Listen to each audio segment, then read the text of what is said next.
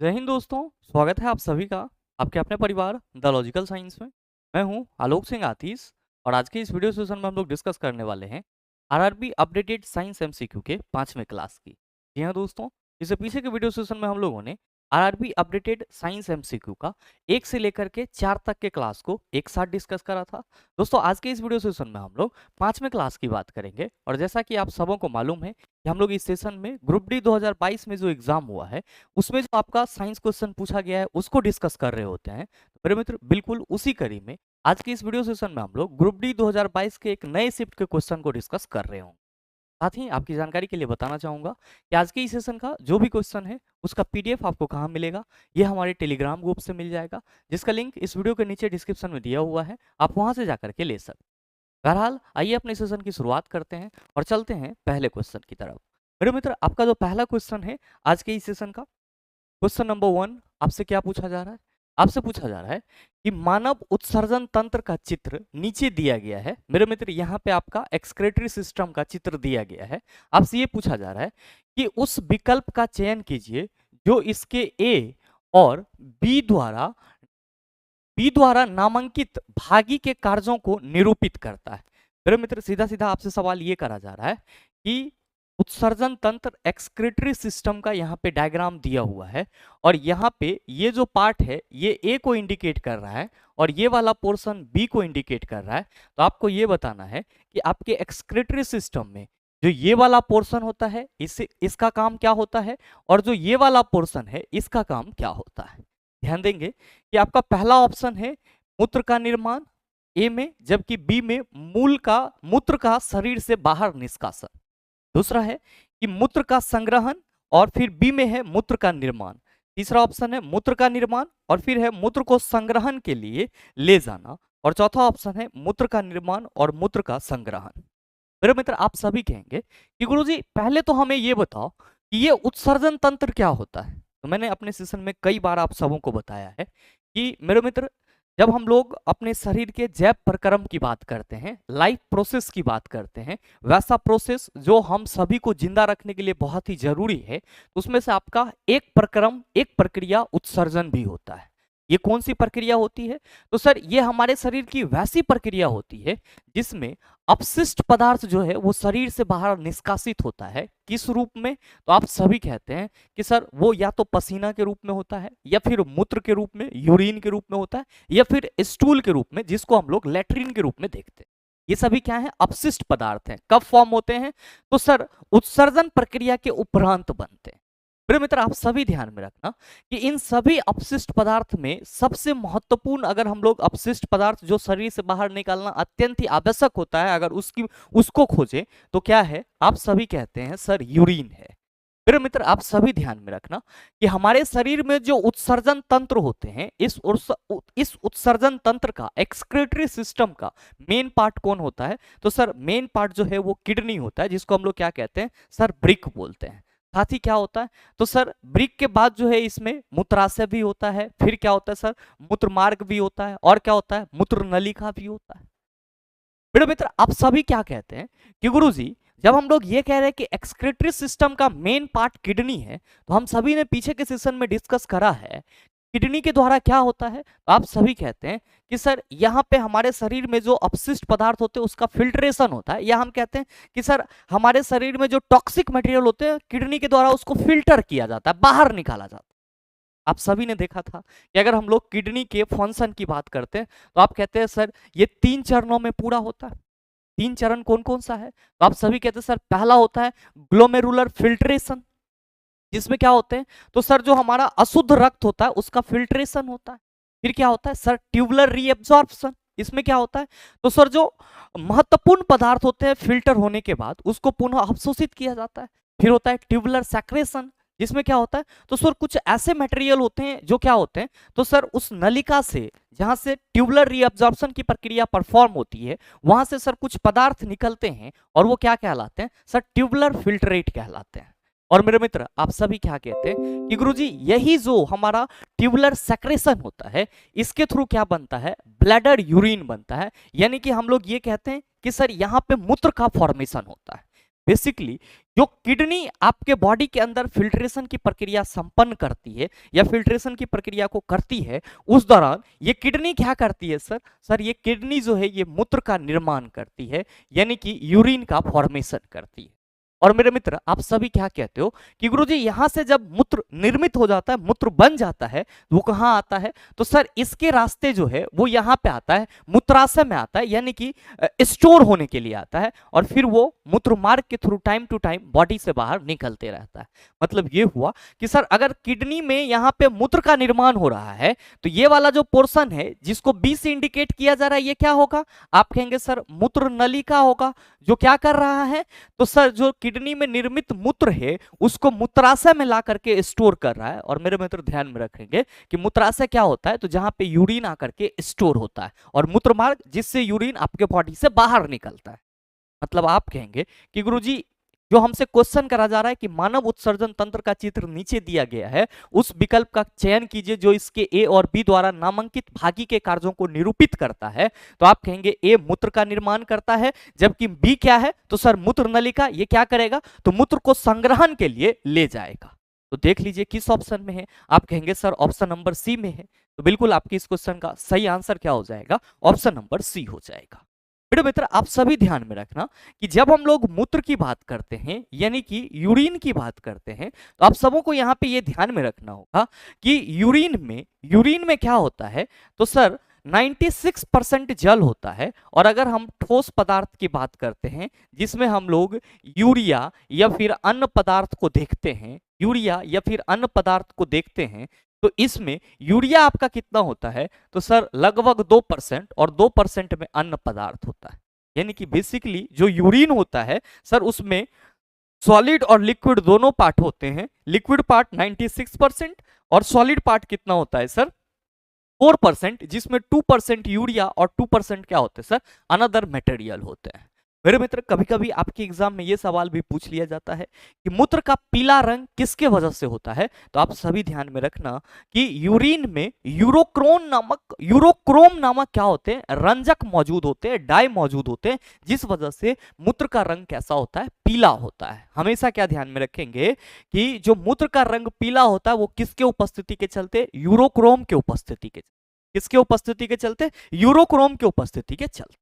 मेरे ख्याल से क्वेश्चन को आप आसानी से समझ पाए होंगे। आइए बात करते हैं अगले क्वेश्चन की। अगला क्वेश्चन नंबर 2 क्या पूछा जा रहा है कि निम्न में से कौन सा सर्वाधिक विद्युत धनात्मक तत्व है? मेरे मित्र ध्यान में रखेंगे कि मोस्ट इलेक्ट्रोपॉजिटिव एलिमेंट की बात की जा रही है। किसकी बात की जा रही है? मोस्ट इलेक्ट्रोपॉजिटिव एलिमेंट की बात की जा रही है, यानी कि सबसे ज्यादा विद्युत धनात्मक तत्व कौन सा होता है? आप सभी याद रखना, ये आपका एस्थेटिक जीके के रूप में है, एस्थेटिक साइंस के रूप में है कि जो आपका सीजियम होता है ये क्या होता है सर? मोस्ट इलेक्ट्रोपॉजिटिव एलिमेंट होता है। तो जब भी सवाल आएगा विद्युत धनात्मक तत्व तो आप कहेंगे सीजियम। एटॉमिक नंबर आप सभी याद रखना 55 होता है। कितना होता है सर? 55 होता है। अब आपके मन में आ रहा होगा कि गुरुजी क्या ये Mg, सोडियम, कैल्शियम ये सब इलेक्ट्रोपॉजिटिव एलिमेंट नहीं है? बिल्कुल है मेरे मित्र। आप सभी ध्यान में रखना कि अगर हम लोग बात करते हैं Mg के आयन की तो क्या कहते हैं कि गुरुजी ये Mg2+ फॉर्म करता है। अगर हम सोडियम की बात करते हैं तो आप क्या कहते हैं कि गुरुजी ये Na+ आयन फॉर्म करता है। और अगर हम कैल्शियम की बात करते हैं तो हम सभी कहते हैं कि गुरुजी ये Ca2+ आयन फॉर्म करता है तो सभी विद्युत धनात्मक ही, लेकिन सर्वाधिक इलेक्ट्रोपॉजिटिव यानी कि सबसे ज्यादा इनमें विद्युत धनात्मक कौन सा है? आप सभी याद रखना सर सीजियम है। मेरे मित्र अगर आपसे सवाल पूछा जाए कि सर्वाधिक विद्युत ऋणात्मक तत्व कौन सा है? सर्वाधिक विद्युत ऋणात्मक तत्व कौन सा है? सर्वाधिक विद्युत ऋणात्मक तत्व तो आप किसका नाम लेंगे? फ्लोरीन का नाम लेंगे। किसका नाम लेंगे? फ्लोरीन का। और सबसे कम विद्युत ऋणात्मक तत्व फ्रेंसियम का नाम लेंगे। ध्यान में रखिएगा कि जब भी हम लोग बात करते हैं किसी भी तत्व के परमाणु की तो एटम जो होते हैं वो इलेक्ट्रिकली न्यूट्रल होते हैं, विद्युतता उदासीन होते हैं। क्यों होते हैं? तो सर एटम में किसी भी परमाणु में जितना नंबर ऑफ इलेक्ट्रॉन होता है उतना ही नंबर ऑफ प्रोटॉन होता है। क्योंकि दोनों पे चार्ज समान होता है, लेकिन जो हम लोग चार्ज लेते हैं वो अपोजिट के रूप में लेते हैं। प्रोटॉन के चार्ज को पॉजिटिव के सेंस में देखते हैं और इलेक्ट्रॉन के चार्ज को नेगेटिव के सेंस में। क्योंकि किसी एटम में प्रोटॉन और इलेक्ट्रॉन दोनों की संख्या बराबर होती है तो हम लोग कहते हैं सर इक्वल अमाउंट में चार्ज होता है, लेकिन क्या होता है, अपोजिट होता है। दैट्स वाई ये एक दूसरे को कैंसिल कर देता है। और परमाणु क्या होते हैं, तो सर इलेक्ट्रिकली न्यूट्रल, या हम कह सकते हैं सर परमाणु विद्युत उदासीन होते। Now the point is that sir how they can form ion, ये कैसे आयन को फॉर्म करता है, कैसे हम कहते हैं विद्युत धनात्मक है, कैसे कहते हैं विद्युत ऋणात्मक है। तो चेला जी ध्यान में रखेंगे कि अगर एटम इलेक्ट्रॉन को लॉस करता है, अगर चेला जी एटम इलेक्ट्रॉन को लॉस करता है तो ये क्या बनाता है, पॉजिटिव आयन बनाता है। और अगर इलेक्ट्रॉन को गेन करता है एटम तो ये क्या बनाता है, आप सभी याद रखना, निगेटिव आयन बनाता है। क्या बनाता है, निगेटिव आयन बनाता है। when the atom loses the electron then they form positive ion, when the atoms gain the electron then they form negative ion। मेरे मित्र आप सभी ध्यान में रखना कि मोस्ट ऑफ द केस में धातुएं क्या होती हैं, आप सभी याद रखेंगे कि मोस्ट ऑफ द केस में धातुएं धनात्मक आयन बनाती है, जबकि मोस्ट ऑफ द केस में आप सभी याद रखना कि अधातुएं क्या बनाती है, आप सभी याद रखेंगे ऋणात्मक आयन बनाती है। क्या बनाती है, ऋणात्मक आयन बनाती है। मेरे मित्र आप सभी ध्यान में रखना कि पॉजिटिव आयन को हम लोग केटायन भी कहते हैं, निगेटिव आयन को हम लोग क्या कहते हैं, आप सभी याद रखेंगे कि सर इसको एनायन भी बोला जाता है। क्या बोला जाता है, एनायन भी बोला जाता है। मेरे ख्याल से क्वेश्चन की प्रकृति को आप सभी समझ पाए होंगे। आइए डिस्कस करते हैं अगला क्वेश्चन, क्वेश्चन नंबर 3 कि कई प्रतिरोधों को समांतर क्रम में संयोजित करने को इनमें से किसके समतुल्य माना जा सकता है। पहला ऑप्शन है चालक की अनुप्रस्थ काट के क्षेत्रफल में वृद्धि करना, दूसरा ऑप्शन है चालक की अनुप्रस्थ काट के क्षेत्रफल में कमी करना, तीसरा है चालक की लंबाई में वृद्धि करना, चौथा है चालक के प्रतिरोध में वृद्धि करना। आप सभी कहेंगे कि गुरुजी पहले ये बताओ हमें कि ये प्रतिरोध क्या होता है। तो चेला जी हम आपको ये कहेंगे कि प्रतिरोध जो है वो आर है। सरल शब्दों में आप सभी याद रखना कि ये ओम के नियम का नियतांक है। क्यों है भाई, आप सभी कहते हो कि sir according to Ohm's law V is directly proportional to the I, that's why we can say that sir अगर हम इस प्रोपोर्शनल साइन को हटाते हैं तो यहाँ पे R लाते हैं, या इसी को हम लोग V equals to I R पढ़ते हैं। तो I इक्वल टू हम लोग क्या R इक्वल टू हम लोग क्या कहते हैं, तो गुरुजी R इक्वल टू V बटा I कहते हैं। मेरे मित्र यहाँ पे आर क्या है, आप सभी कहते हैं सर ओम के नियम का नियतांक है। मेरे मित्र इसी को प्रतिरोध बोला जाता है। क्या कहते हैं कि सर किसी भी चालक तार से जो धारा प्रवाहित होती है तो उस चालक तार का एगो गुण होता है कि वो प्रवाहित धारा को शांति से बहने न देगा, ओकरा वो विरोध करेगा। वह विरोध क्या कहलाता है, प्रतिरोध कहलाता है। मेरे मित्र आप सभी को मालूम है कि प्रतिरोध का संयोजन दो तरीके से करते हैं। एक तरीका हमारा क्या होता है, तो सर सभी प्रतिरोध को हम लोग कुछ इस तरीके से ऐड करते हैं। मेरे मित्र इसको हम लोग क्या कहते हैं, सीरीज कॉम्बिनेशन कहते हैं। क्या कहते हैं, सीरीज कॉम्बिनेशन कहते हैं। क्योंकि आप सभी ध्यान में रखना कि जब हम लोग प्रतिरोध को सीरीज कॉम्बिनेशन में ऐड कर रहे होते हैं तो हम लोग क्या करते हैं, एक प्रतिरोध का एक किनारा दूसरे प्रतिरोध के दूसरे किनारे से जोड़ते चले जाते हैं। लेकिन जब अगर हम लोग प्रतिरोध को पैरेलल कॉम्बिनेशन में ऐड करते हैं, यानी कि समांतर क्रम में जोड़ते हैं, तो क्या कहते हैं कि सर इसमें जो प्रतिरोध जुड़ता है वो कुछ इस तरीके से जुड़ता है। यानी कि जितने भी प्रतिरोध होते हैं सर जी, जितने भी प्रतिरोध होते हैं उन सभी का एक सिरा एक पॉइंट पे होता है। उन सभी का एक सिरा क्या होता है सर, एक पॉइंट पे होता है, और दूसरा सिरा सर सभी का एक पॉइंट पे होता है। मतलब ये कुछ इस तरीके से आपका क्या होता है सर, समांतर क्रम में प्रतिरोध का संयोजन होता है। मेरे मित्र यहाँ पे आपको ये कहना है कि चालक की अनुप्रस्थ काट के क्षेत्रफल में वृद्धि करना, चालक की अनुप्रस्थ काट के क्षेत्रफल में कमी करना, इससे जोड़ के देखना है। तो हमें ये समझना होगा यहाँ पे कि अनुप्रस्थ काट किसे बोला जा रहा है। मेरे मित्र मान लो कि ये आपका कोई चालक तार है, तो इसका जो ये वाला भाग है इसका कुछ ना कुछ एरिया होगा ना, इसी को अनुप्रस्थ काट बोला जा रहा है। क्या बोला जा रहा है, अनुप्रस्थ काट। समांतर क्रम में जोड़ रहे हो तो सबका अनुप्रस्थ काट एक ही जैसा है, तो सर सब जोड़ता चला जा रहा है। लेकिन यहाँ पे सर इस चालक तार का अनुप्रस्थ काट कुछ और होगा, इसका कुछ और होगा। ध्यान देना यहाँ पे सर कि इस चालक तार का अनुप्रस्थ काट कुछ और होगा। मतलब क्या हुआ कि सर यहाँ पे अगर तीन रेसिस्टेंस है और तीनों रेसिस्टेंस के दोनों छोर को अलग अलग एक साथ जोड़ रहे हैं, तो बेसिकली यहाँ पे जो हम लोग धारा की बात करेंगे तो हम लोग कहते हैं सर ये तो बट जाता है। ये बट क्यों जाता है, तो हम लोग कहते हैं सर अनुप्रस्थ काट का जो क्षेत्रफल होता है यहाँ पे वो क्या होता है सर, यहाँ पे बढ़ जाता है। क्या होता है, अलग अलग होता है तो बढ़ जाता है, और मेरे मित्र आपसे जो क्वेश्चन करा जा रहा है कि कई प्रतिरोधों को समांतर क्रम में संयोजित करने को इनमें से किसके समतुल्य माना जा सकता है? चालक की अनुप्रस्थ काट के क्षेत्रफल में वृद्धि करना। आप कहेंगे सर जब सब प्रतिरोध को एक साथ जोड़ देंगे तो उसका जो क्रॉस सेक्शन एरिया होगा वो क्या हो जाएगा? बड़ा हो जाएगा। तो हम लोग किससे रिलेट कर सकते हैं? ऑप्शन नंबर ए से रिलेट कर सकते हैं। आप कहेंगे दूसरा ऑप्शन काहे नहीं पढ़े? तो चालक के अनुप्रस्थ काट के क्षेत्रफल में कमी करेंगे। तुम्हें बताओ चला कि तीन गो प्रतिरोध को, मान लो कि ये तीनों प्रतिरोध है, इसको अगर हम जोड़ देंगे और ये एक ऐसे जोड़ देंगे तो दोनों में से अनुप्रस्थ काट वाला अनुप्रस्थ काट एरिया किसका बड़ा होगा? आप कहेंगे सर तीनों को जोड़ेंगे। तो यहाँ पे तो वही बात की जा रही है।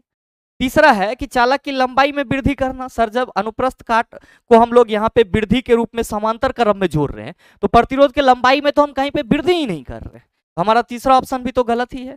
चालक के प्रतिरोध में वृद्धि करना, आप कहेंगे बिल्कुल नहीं सर, चालक के प्रतिरोध में वृद्धि नहीं होता है। यहाँ पे क्या किया जाता है सर? कमी के रूप में देखा जाता है। क्यों? क्योंकि सर यहाँ पे जो प्रतिरोधों का संयोजन होता है वो क्या होता है? 1/Rp equal to 1/R1 plus 1/R2 व्युत्क्रम के रूप में हम लोग क्या करते हैं सर? ऐड करते हैं। ज्यादा प्रतिरोध प्राप्त करना होता है तो सर सीरीज में जोड़ते हैं, लेकिन अगर हम लोग को सर कम प्रतिरोध प्राप्त करना है तो समांतर में जोड़ेंगे। जाहिर सी बात है कि जो तीनों प्रतिरोध का अनुप्रस्थ सेक्शन होगा वो क्या हो जाएगा सर? बढ़ जाएगा। आइए बात करते हैं सर अगले सवाल की।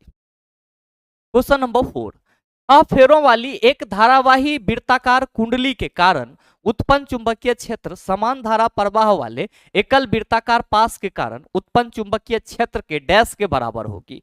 मेरे मित्र 6 गुने के बराबर होगी। कहोगे का है? तो चला जी याद रखना कि यहाँ पे कुंडली किसको बोला जा रहा है? सोलिनॉइड को बोला जा रहा है। मेरे मित्र आप सबों को मालूम है कि अगर हम किसी सॉफ्ट आयरन पे इस तरह से तार को लपेट दें और इसको हम लोग सर क्या करें सर? कनेक्ट कर दें इलेक्ट्रिसिटी से, तो आप कहेंगे ये परिनालिका बन जाएगा।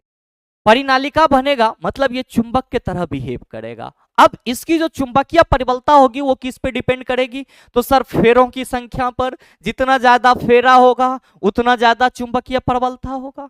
फिर किस पे डिपेंड करेगी? तो सर करंट के मैग्नीट्यूड पर। जितना ज्यादा विद्युत धारा प्रवाहित करेंगे चुंबकीय प्रबलता क्या होगा? उतना ज्यादा हमको मिलेगा। क्वेश्चन क्या करा जा रहा है कि 6 फेरों वाली एक धारावाही वृत्ताकार कुंडली के कारण उत्पन्न चुंबकीय क्षेत्र समान धारा प्रवाह वाले एकल वृत्ताकार पास के कारण उत्पन्न चुंबकीय क्षेत्र के डैश के बराबर होगा। आप कहेंगे सर जब इसमें 6 फेरा कहा जा रहा है और आप कह रहे हैं कि सर सोलिनॉइड से परिनालिका से जो परिनालिका में जो चुंबकीय प्रबलता उत्पन्न होती है वो फेरों की संख्या के समानुपाती होती है, तो 6 गो फेरा है तो चुंबकीय प्रबलता क्या हो जाएगा सर? 6 गुना हो जाएगा। कोई दिक्कत ही नहीं है सर। अच्छा ध्यान में रखेंगे कि चुंबकीय प्रबलता जो है यहाँ पे वो किसके किसके समानुपाती होगी? तो सर धारा के भी समानुपाती होगी। धारा बढ़ेगा तो सर चुंबकीय क्षेत्र की प्रबलता बढ़ जाएगी, धारा घटेगा चुंबकीय क्षेत्र की प्रबलता घट जाएगी। साथ ही मेरे मित्र जो चुंबकीय क्षेत्र की प्रबलता होती है वो जहां से करंट प्रवाहित हो रही होती है उसके लंबाई पे भी डिपेंड करता है, तो आप ये चीज भी ध्यान में रखिएगा। आइए बात करते हैं अगले क्वेश्चन की। क्वेश्चन नंबर 5, लैंगिक जनन करने वाले एक जीव में गुणसूत्रों की संख्या 2n इक्वल्स टू 18 है। इसमें अलैंगिक गुणसूत्रों की संख्या कितनी होगी? मेरे मित्र ध्यान में रखेंगे कि अलैंगिक गुणसूत्र को क्या बोला जाता है? ऑटोसोम्स बोला जाता है। और जो हमारा लैंगिक गुणसूत्र होता है उसको क्या बोला जाता है सर? सेक्स क्रोमोसोम बोलते हैं। ध्यान में आप ये रखेंगे कि ये जो 18 क्रोमोसोम होती है, 18 गुणसूत्र होती है, ये स्पेशली किस में होता है सर? इंसेक्ट में होता है, यानी कि कीड़ा मकोड़ा में होता है। मेरे मित्र आप सभी ध्यान में रखेंगे कि इंसेक्ट में जो सेक्स डिटर्मिनेशन की प्रोसेस होती है, इंसेक्ट में जो सेक्स डिटर्मिनेशन की प्रोसेस होती है, इसमें आपको ये चीज ध्यान में रखना होगा, ये चीज ध्यान में रखना होगा कि सेक्स डिटर्मिनेशन की प्रोसेस जो है वो क्या होती है? XO XX टाइप होती है। किस टाइप होती है? XO XX टाइप होती है। मेरे मित्र ध्यान में रखेंगे कि ये जो XO है ये किस में होता है? मेल इंसेक्ट में। XX किस में होता है सर? फीमेल इंसेक्ट में। मेरे मित्र आप सभी क्या कहते हैं कि गुरुजी हम लोग सेक्स क्रोमोसोम को X और Y के रूप में रिप्रेजेंट करते हैं।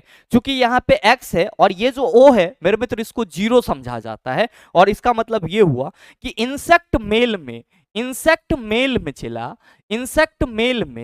जो सेक्स क्रोमोसोम की संख्या होती है वो कितनी होती है सर? 1। इंसेक्ट मेल में क्या होता है? एक सेक्स क्रोमोसोम होता है, एक सेक्स क्रोमोसोम होता है। और साथ ही मेरे मित्र आप सभी ध्यान में रखना कि अगर हम लोग फीमेल इंसेक्ट की बात करते हैं, अगर हम लोग फीमेल इंसेक्ट की बात करते हैं तो इसमें क्या होता है, तो सर इसमें क्रोमोजोम XX टाइप होता है। मतलब क्या, इसमें 2 सेक्स क्रोमोजोम होते हैं। क्या होता है सर, 2 सेक्स क्रोमोजोम, किस रूप में, XX के रूप में। मेरे मित्र आप सभी ध्यान में रखना कि ये जो इंसेक्ट मेल है और इंसेक्ट फीमेल है, इस दोनों में जो ऑटोसोम सेल होती है वो कितनी होती है सर, 16 होती है। ऑटोसोम सेल कितनी होती है सर, 16 होती है, जिसको हम लोग क्या कहते हैं सर, इसको हम लोग अलैंगिक गुणसूत्र कहते हैं। क्या कहते हैं, अलैंगिक गुणसूत्र कहते हैं। और मेरे मित्र आप सभी ध्यान में रखना कि इंसेक्ट मेल में भी 16 अलैंगिक गुणसूत्र, इंसेक्ट फीमेल में भी 16 अलैंगिक गुणसूत्र। आप सभी याद रखना कि अगर हम इंसेक्ट मेल के एक सेक्स क्रोमोजोम और 16 अलैंगिक क्रोमोजोम इसको ऐड करके लिखने की कोशिश करें तो हम लोग क्या लिखेंगे, तो सर 16+1 सेक्स क्रोमोजोम लिखेंगे। किसमें, तो सर मेल इंसेक्ट में। किसमें, मेल इंसेक्ट में। और फीमेल इंसेक्ट में अगर हम लोग लिखने की कोशिश करेंगे तो आप कहेंगे सर अलैंगिक गुणसूत्र दोनों में 16-16 ही होगा, जबकि फीमेल में 2 सेक्स क्रोमोजोम होता है तो 16+2 सेक्स क्रोमोजोम लिखेंगे। तो मेरे मित्र आपसे जो सवाल पूछा जा रहा है उसका सही आंसर क्या होगा, आप सभी कहेंगे सर ऑप्शन नंबर सी हो जाएगा। कोई दिक्कत नहीं होना चाहिए। आइए अगला क्वेश्चन देखिए, क्वेश्चन नंबर 6। अजैव निम्नीकरण प्लास्टिकों से संबंधित निम्नलिखित में से 3 कथन जंतु, पादप और हमारे आसपास के वातावरण पर उनके प्रभाव को दर्शाते हैं। असंगत कथन का चयन कीजिए। पहला ऑप्शन है यह मृदा की उर्वरा शक्ति को कम करते हैं। दूसरा है जानवरों द्वारा खाए जाने पर घातक साबित हो सकते हैं। तीसरा है ये नालियों को जाम करते हैं। और चौथा है प्लास्टिक के थैले टिकाऊ होते हैं। मेरे मित्र आपसे क्वेश्चन ये करा जा रहा है कि जो अजैव निम्नीकरण प्लास्टिक है उसका पादप, जंतु और हमारे आसपास के पर्यावरण पे क्या प्रभाव होता है, इससे संबंधित आपको यहाँ पे असंगत कथन सेलेक्ट करना है। आप कहेंगे कि सर प्लास्टिक के प्रभाव को समझाने से पहले हमें यह बताओ कि ये अजैव निम्नीकरण क्या होता है।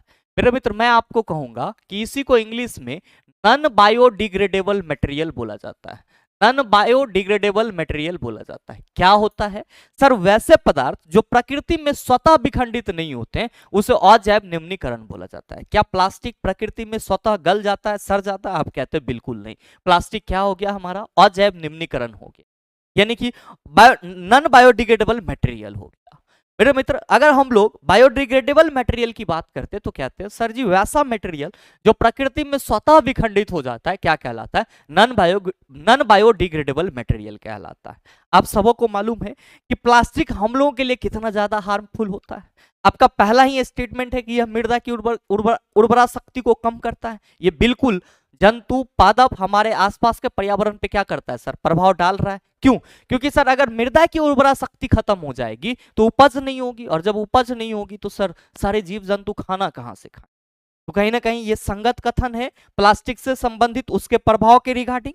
दूसरा है कि जानवरों द्वारा खाए जाने पर घातक साबित हो सकते हैं। बिल्कुल सर, कैंसर तक हो सकता है। तो कहीं ना कहीं ये प्लास्टिक सर जानवर के लिए घातक है।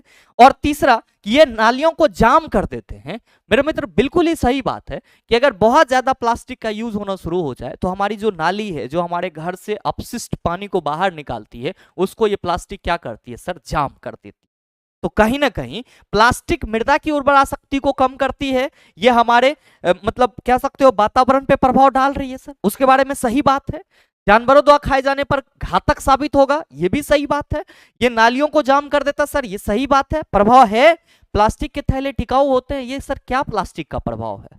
ये तो प्लास्टिक का प्रभाव नहीं है सर, ये प्लास्टिक का एक गुण है। आपको यहां पे क्या करना है सर, प्रभाव के संबंध में, क्योंकि प्रभाव को दर्शाते इसके संदर्भ में आपको असंगत कथन का चयन करना था। तो आप कहेंगे सर ये प्लास्टिक का गुण है कि प्लास्टिक टिकाऊ होते हैं, ये प्लास्टिक का प्रभाव नहीं है। क्योंकि प्रभाव का मतलब वही होता है कि जिससे हमें कोई चीज हो या किसी चीज की कमी महसूस हो या कोई चीज अच्छा हो जाए। समझ में आ गई होगी बातें। तो आइए बात करते हैं अगले क्वेश्चन की। अगला क्वेश्चन, क्वेश्चन नंबर 7 कि डैश का रासायनिक नाम कैल्शियम सल्फेट डाइहाइड्रेट है। बताओ चिल्ला नहीं बनेगा। आप कहोगे सर जो हमारा जिप्सम है इसका नाम क्या होता है, कैल्शियम सल्फेट डाइहाइड्रेट। काहे हो? तो आप सभी कहेंगे गुरुजी इसका फॉर्मूला होता है CaSO4 2H2O। आप कहेंगे सर हमारे ऑप्शन में बेकिंग सोडा भी है, तो चला जी NaHCO3 इसी का फॉर्मूला होता है। Plaster of Paris short form में POP बोलते हैं, फॉर्मूला क्या लिखते हैं, CaSO4 half H2O, CaSO4 half H2O। भवन सोडा है चला, फॉर्मूला क्या होगा, Na2CO3 10H2O, Na2CO3 10H2O। आइए अगला क्वेश्चन देखिए सर, क्वेश्चन नंबर 8। आपसे कहा जा रहा है कि निम्न में से गलत कथन की पहचान कीजिए। जड़ों के भूमि में नीचे की ओर बढ़ने की प्रवृत्ति गुरुत्वाकर्षण कहलाती है। और दूसरा है कि सूरजमुखी एक प्रकाशानुवर्ती पौधा है। तीसरा है पराग नलिकाओं की बीजांड की ओर वृद्धि गुरुत्वाकर्षण का एक उदाहरण है। और चौथा है नम स्थानों में जड़ों की वृद्धि अर्थात उच्च आर्द्रता की और जड़ों की गति की प्रकृति को जलानुवर्तन कहते हैं। मेरे मित्र आप सभी ध्यान में रखना, ये क्वेश्चन कंट्रोल एंड कोऑर्डिनेशन से है, नियंत्रण एवं समन्वय से है। आप सभी को मालूम है कि हमारे बॉडी में जितनी भी प्रक्रियाएं होती है उन सभी को नियंत्रित करने के लिए हमारे शरीर में केंद्रीय तंत्रिका तंत्र मौजूद है। केंद्रीय तंत्रिका तंत्र न सिर्फ हमारे शरीर के सभी क्रियाओं को कंट्रोल करती है, बल्कि हमारे शरीर में जो क्रियाएं हो रही होती है अलग अलग तरीके का सर, उसको सुचारू रूप से संपन्न करने में भी मदद करती है। मेरे मित्र आप सबों को मालूम है कि जिस तरह हम लोगों में कंट्रोल एंड कोऑर्डिनेशन की प्रक्रिया होती है, ठीक इसी तरीके से प्लांट में भी कंट्रोल एंड कोऑर्डिनेशन की प्रक्रिया होती है। बट प्लांट में क्या होता है, तो सर जिस तरह हम लोग कुछ एक्सटर्नल स्टिमुलस के प्रति अपना रिएक्शन शो करते हैं, ठीक उसी तरह से प्लांट भी कुछ एक्सटर्नल स्टिमुली के साथ अपने रिएक्शन को क्या करते हैं, प्रदर्शित करते हैं, जिसको हम लोग किस रूप में जानते हैं, तो सर उद्दीपन के रूप में जानते हैं। और ये जो उद्दीपन होता है इसको हम लोग सर जियोट्रोपिज्म, केमोट्रोपिज्म, फोटोट्रोपिज्म, हाइड्रोट्रोपिज्म इस रूप में देखते हैं। अब यहां पे जो आपसे कहा जा रहा है कि निम्न में से गलत कथन की पहचान कीजिए, और पहला ऑप्शन में है कि जड़ों के भूमि में नीचे की ओर बढ़ने की प्रवृत्ति गुरुत्वाकर्षण कहलाती है। तो बिल्कुल मेरे मित्र आप सभी ध्यान में रखेंगे कि अगर हम किसी भी प्लांट के रूट की बात करते हैं तो प्लांट का रूट क्या होता है सर, तो सर ये नीचे की ओर बढ़ता है, तो जाहिर सी बात है ये पृथ्वी के गुरुत्व के अधीन जाता है, इसीलिए इसको हम लोग जियोट्रोपिज्म यानी कि गुरुत्वानुवर्तन कहते हैं। ये इसकी जो प्रवृत्ति होती है वो गुरुत्वाकर्षण के चलते होती है। तो पहला स्टेटमेंट हमारा सही है। दूसरा है कि सूरजमुखी एक प्रकाशनुवर्ती पौधा है। मेरे मित्र आप सबों को मालूम है कि सूरजमुखी पे अगर सूरज की किरणें पड़ती है तो खिल जाता है, मतलब साफ है कि सर वो जो खिलता है वो प्रकाश की ओर खिलता है, तो प्रकाश की ओर जो उसकी गति है इसीलिए इसको फोटोट्रोपिज्म यानी कि प्रकाशनुवर्ती बोला जाता है। मतलब दूसरा स्टेटमेंट भी सही है। तीसरा है कि पराग नलिकाओं की बीजांड की ओर वृद्धि गुरुत्वाकर्षण का एक उदाहरण है, ये गलत है। और आपके इस क्वेश्चन का सही आंसर क्या है सर, ऑप्शन नंबर सी, क्योंकि आपको गलत कथन चुनना था। क्यों, क्योंकि सर पराग नलिकाओं की बीजांड की ओर वृद्धि गुरुत्वाकर्षण की प्रक्रिया नहीं है, वो तो स्ट्रक्चर है उसका सर। और नेक्स्ट चौथा ऑप्शन में कि नम स्थानों में जड़ों की वृद्धि अर्थात उच्च आर्द्रता की और जड़ों की गति की प्रकृति जलानुवर्तन हाइड्रोट्रोपिज्म कहलाती है, बिल्कुल सही है। आपने देखा होगा रेगिस्तान में कुछ पौधे ऐसे होते हैं जिसकी जड़ सर बहुत दूर दूर तक फैली हुई रहती है, किसके वजह से सर, पानी को ढूंढते ढूंढते। तो पानी के चलते अगर पौधे का कोई भी भाग आकर्षित होता है, आप कहेंगे कोई भी भाग क्या सर, जड़ ही आकर्षित होगा, तो पानी की खोज में अगर जड़ जो है प्लांट का वो बहुत दूर चला जाता है, तो इस प्रक्रिया को हम लोग जलानुवर्तन यानी कि हाइड्रोट्रोपिज्म बोलते हैं। और ये सभी क्या है, तो सर पौधे में उद्दीपन है अलग अलग फैक्टर्स को लेकर के। ध्यान में आप ये रखिएगा कि पौधे में जो कंट्रोल एंड कोऑर्डिनेशन की प्रक्रिया होती है वो हम लोग के इतना डेवलप तंत्र के द्वारा नहीं होता है, क्योंकि हमारे पास जो कंट्रोल एंड कोऑर्डिनेशन करने की प्रक्रिया है वो हार्मोन के थ्रू भी होता है, और सर जो हमारा नर्वस सिस्टम है उसके थ्रू भी होता है। तो ये चीज भी आप ध्यान में रखेंगे। नेक्स्ट क्वेश्चन देखिएगा, क्वेश्चन नंबर 9, लेंस द्वारा उत्पन्न आवर्धन किसके बराबर है, V/U के बराबर है। चला जी हमेशा ध्यान में रखिएगा कि अगर बात की जाएगी लेंस के आवर्धन की, लेंस के मैग्निफिकेशन की, तो हम सभी कहेंगे सर ये V/U होगा। और अगर बात की जाएगी दर्पण के आवर्धन की, अगर बात की जाएगी दर्पण के आवर्धन की, तो आप सभी कहना -V/U होगा। कोई दिक्कत नहीं होना चाहिए, कई बार मैंने बताया है। क्वेश्चन 10, एक गोलीय दर्पण एक सीधा तथा छोटा प्रतिबिंब निर्मित करता है, गोलीय दर्पण के बारे में सही कथनों की पहचान की। मेरे मित्र गोलीय दर्पण सीधा और छोटा प्रतिबिंब बना रहा है, मतलब साफ है कि जो सीधा प्रतिबिंब बन रहा है वो काल्पनिक है, क्या बन रहा है सर, काल्पनिक है। और प्रतिबिंब अगर काल्पनिक है, साथ में सीधा है और छोटा है, तो हम ये कहेंगे कि सर जब भी ये बनाया गया होगा तो उत्तल दर्पण के द्वारा बनाया गया होगा। क्या है, तो सर गोलीय दर्पण की बात की जा रही है। लेंस की बात करते तो हम लोग कहते हैं सर ये अवतल लेंस के द्वारा बनाया गया होगा। तो आप कहेंगे सर पहला स्टेटमेंट जो दर्पण अवतल है ये तो गलत दिया हुआ है, हमको सही कथन की पहचान करना है। दूसरा में है दर्पण एक आभासी प्रतिबिंब निर्मित करता है, बिल्कुल आपने पहले ही कह दिया कि सर प्रतिबिंब सीधा है तो काल्पनिक बन रहा है, तो आभासी प्रतिबिंब बना रहा है। दर्पण की फोकस दूरी धनात्मक होगी। मेरे मित्र अगर ये हमारा मान लो कि उत्तल लेंस है, तो आप सभी क्या कहेंगे कि गुरुजी अगर कोई प्रकाश की किरणें मुख्य अक्ष के समांतर होगी, तो आप सभी क्या कहिएगा कि सर ये जो है यहाँ जैसे ही जाएगी तो ये परावर्तित होकर के कहां से गुजरेगी सर, फोकस से, और ये आपको लगेगा कि ये इधर से जा रही है सर, परावर्तन इसका क्या हो रहा है सर, इधर से हो रहा है। तो जो इसका फोकस दूरी आप मापेंगे वो ध्रुव से मापेंगे, तो आप आपतित प्रकाश की दिशा में ना फोकस की दूरी मापेंगे। तो सर उत्तल दर्पण की फोकस दूरी क्या होती है, धनात्मक, जबकि अवतल दर्पण की फोकस दूरी क्या होती है, ऋणात्मक। तो सही आपका कथन क्या होगा, आप कहेंगे ऑप्शन बी और सी। देख लीजिए किस ऑप्शन में, सर ऑप्शन नंबर डी में, तो बिल्कुल सही है सर। आइए अगला क्वेश्चन देखिए, क्वेश्चन नंबर 11 कि किसी तारे की स्थिति में थोड़ा थोड़ा परिवर्तन होता प्रतीत होता है, इसका कारण क्या है? क्योंकि वायुमंडलीय गैसों के मिश्रण से बना होता है? नहीं सर। क्योंकि वायुमंडल की भौतिक स्थितियां स्थिर रहती है? ये भी नहीं, क्योंकि वायुमंडल की भौतिक स्थितियां क्या होती है सर, बदलते रहती है, जिस वजह से हमको तारे की स्थिति में क्या होता है सर, थोड़ा थोड़ा परिवर्तन दिखाई पड़ता है। मेरे मित्र कभी कभी आपसे सवाल ये पूछा जाता है कि जो तारा आपका चमकता है वो किसके चलते, और मैंने कई बार बताया है सही आंसर क्या होगा, तारा किस कारण से चमकता है। सर कमेंट करके जरूर बताइएगा, आप सबों से आंसर की उम्मीद करूंगा। एक बार फिर से सुन लीजिएगा कि तारा प्रकाश के किस घटना के चलते टिमटिमाता है, नीचे कमेंट करके आप सबों को बताना है। अगला क्वेश्चन देखिएगा सर, अगला क्वेश्चन, क्वेश्चन नंबर 12, कहा जा रहा है आपसे निम्न में से किस समूह के सभी यौगिक समजातीय श्रेणी से संबंधित है। समजातीय मतलब क्या, वैसा ऑर्गेनिक कंपाउंड जो क्या हो, एक ही फंक्शनल ग्रुप से बिलोंग करता हो, या एक ही ग्रुप का हो, उसे क्या कहा जाता है, समजातीय कहा जाता है। या मेरे मित्र आप सभी ध्यान में रखेंगे कि वैसा श्रेणी जिसमें दो यौगिकों के बीच में सिंगल बॉन्ड CH2 का अंतर हो, उसे क्या कहेंगे, समजातीय श्रेणी के। ध्यान देंगे अगर हम लोग यहाँ पे C4H8 की बात करेंगे, C5H8 की बात करेंगे, C6H10 की बात करेंगे, तो आपको कोई समानता दिख रही है, आप कहेंगे बिल्कुल नहीं। लेकिन C3H8, C4H10 और C5H12 की बात करेंगे तो आप कहेंगे समानता ये दिख रही है कि सर ये सभी CnH2n+2 से बिलोंग कर रहा है, और ये सभी जो है वो एल्केन ग्रुप के कंपाउंड हैं, इन सभी में सिंगल बॉन्ड CH2 का अंतर होगा। मतलब सही आंसर क्या होगा, ऑप्शन नंबर बी। C3H8 को प्रोपेन बोला जाता है, C4H10 को ब्यूटेन, और C5H12 को क्या बोला जाएगा, पेंटेन बोला जाएगा। आप सभी ध्यान में रखना। नेक्स्ट क्वेश्चन देख लीजिएगा सर, क्वेश्चन नंबर 13 कि मेंडलीव के आवर्त नियम के अनुसार इनमें से कौन सा कथन सत्य है। तत्व के गुणधर्म उनके परमाणु द्रव्यमान के आवर्ती फलन होते हैं, बिल्कुल सही है सर, क्योंकि मेंडलीव का आवर्त नियम सर तत्वों के परमाणु द्रव्यमान पे आधारित था। दूसरा है तत्व के गुणधर्म उनके चुंबकीय गुणों के आवर्ती फलन होते हैं, गलत है। तत्वों के गुणधर्म उनके परमाणु क्रमांकों के आवर्ती फलन होते हैं, ये मेंडलीव का नहीं था सर, मोसले का था। तत्वों के गुणधर्म उनके रंग के आवर्ती फलन होते हैं, गलत है सर। सही कौन होगा, ऑप्शन नंबर ए। मेंडलीव का आवर्त सारणी परमाणु द्रव्यमान पे आधारित था, जबकि मोसले का आवर्त सारणी परमाणु संख्या पे आधारित था। नेक्स्ट क्वेश्चन देखिएगा सर, निम्न में से कौन सा औषधीय पौधा रक्तचाप ब्लड प्रेशर के उपचार के लिए सबसे अच्छी औषधीय उपाय मानी जाती है सर, अश्वगंधा।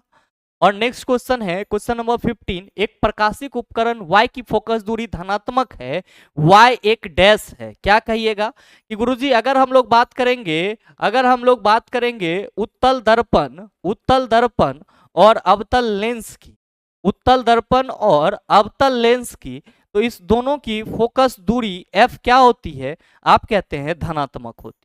क्या कहा जा रहा है कि एक प्रकाशिक उपकरण Y की फोकस दूरी धनात्मक है, Y एक डैश है। आपका पहला ऑप्शन है या तो उत्तल लेंस या फिर अवतल लेंस। आप कहेंगे सर जो हमारा उत्तल लेंस है, ओ सॉरी, ध्यान रखिएगा कि उत्तल